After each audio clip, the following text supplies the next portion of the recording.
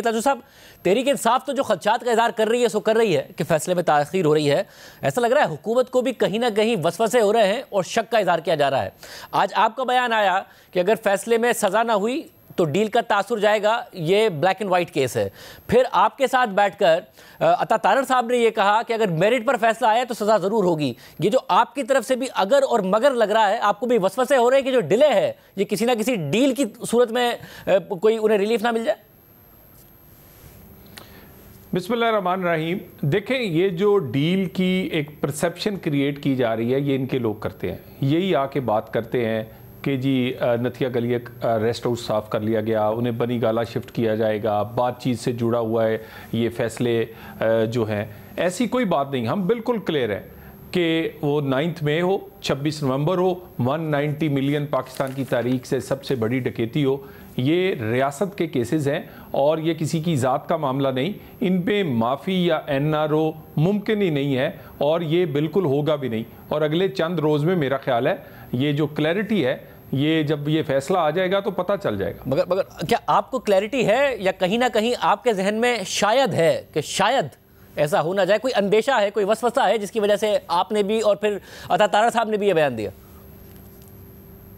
नहीं देख, बिल्कुल हमें वसवसा नहीं है। मैंने तो बात बिल्कुल क्लियर की है कि अगर 2+2 ओपन एंड शट केस और उसमें सज़ा नहीं होगी तो फिर सवाल उठेगा।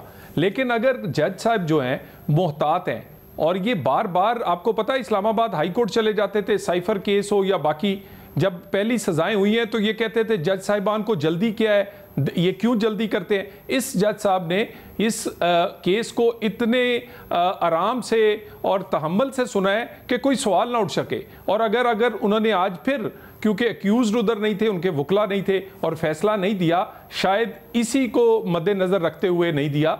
बाकी हमें कोई इबाम नहीं है। और बात यह है कि ये तो इनके अपने भी मानते हैं कि 190 मिलियन वाला जो केस है ये जेन्युइन है और इसमें सज़ा इनको भी पता है कि होनी है, जिस तरह का मर्जी जज हो और जैसे मर्जी हालात हो। ये बात दुरुस्त है कि वो वाहिद केस है जिसमें ट्रायल पर सवाल नहीं उठा। और इनफैक्ट इमरान खान साहब ने तो जज साहब पर एतमाद का इजहार किया, उनके वकला ने भी जज साहब पर एतमाद का इजहार किया। ट्रायल पर सवाल नहीं उठा, मगर जिस तरीके से फैसले को अब 3 दफ़ा उन्होंने ताख़ीर का शिकार कर दिया है, तो क्या आपके जहन में सवाल उठ रहा है जो वसवसे को जन्म दे रहा है? क्योंकि उससे पहले आप लोग चाहते थे मुलाकात हो जाए। इरफान सिद्दीकी साहब ने कहा जब हमने कमिटमेंट दी थी तो मुलाकात हो जानी चाहिए थी, मुलाकात नहीं कराई गई। मगर जब मुलाकात का दिन नहीं था तो इतवार को करा दी गई, जिससे ऐसा लग रहा था कि हुकूमत के हाथ में कुछ है नहीं और उन्हें कुछ पता भी है नहीं। तो इस फैसले से भी यही सवाल उठ रहा है जो वसवसे को जन्म दे रहा है कि पता नहीं क्या हो रहा है। शाहजेब, आपको याद है कि आप ही के शो में मैंने कहा था कि मुलाकात इनकी टर्म्स पे नहीं हो सकती।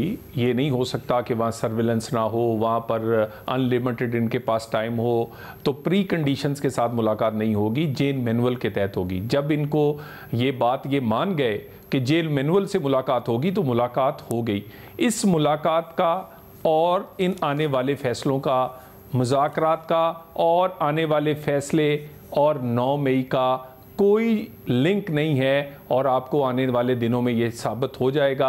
हुकूमत इस बात पे डिटरमिन है कि कोई मुज़ाकरात के होंगे, डील या ढील नहीं होगी। मुज़ाकरात हो सकते हैं पाकिस्तान में सियासी इस्तेकाम के लिए, पाकिस्तान में इकॉनमी और दहशतगर्दी के लिए। जब आप लोग चाहते थे, जब नहीं हुई, इतवार का दिन जेल मैनुअल के मुताबिक नहीं है, ये बिल्कुल अलग से मुलाकात कराएगी। जो 2 दिन का कहा गया है उन 2 दिन से हटके था इतवार का दिन।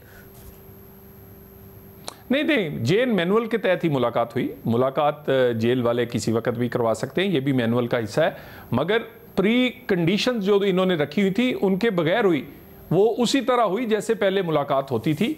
बाकी रही बात मुज़ाकरात की, तो ये मुज़ाकरात जो है ये जब तक ये अपनी ज़ात के गिर्द घुमाएंगे तो ये कामयाब होते नज़र नहीं आते।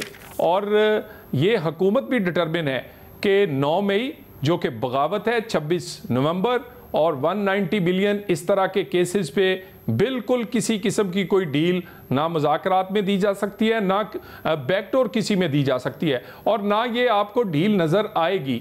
और बाकी ये जो तासर कभी देते हैं कि बैनुल अक़वामी ताकतें हमें छुड़वाना चाहती हैं, कभी कहते हैं जी कोई और पाकिस्तान में एक ऐसे हालात हैं कि हुकूमत NRO चाहती है, ये अपनी फेस सेविंग करते हैं ये अपने आप ये तासर देकर अपने आप को लोगों के सामने फेस सेविंग करते हैं। ऐसी कोई बात कहीं भी मौजूद नहीं है। बातचीत होनी चाहिए, होती रहेगी, मगर पाकिस्तान में सियासी इस्तेहकाम के लिए, क्योंकि उससे जुड़ी हुई है मईशत और दहशतगर्दी की जंग। वो बहुत पीछे हटे हैं अपने मुतालबात के मामले में भी, कंडीशन से भी पीछे हटे। अब दो बातें रह गई हैं, एक दायरे दो वाकयात पर 9 मई और जो 26 नवंबर है उस पर वो कमीशन चाहते हैं, मगर इस सब में प्रॉब्लम ये है कि एक और बात से भी वो पीछे हटे कि हमें अपनी पसंद का जज नहीं चाहिए, जो टॉप 3 कह रहे थे। तो हुकूमत के अंदर ये तासुर आ रहा था कि जो 2 जजेस हैं उस पर हुकूमत को रिजर्वेशन होगी।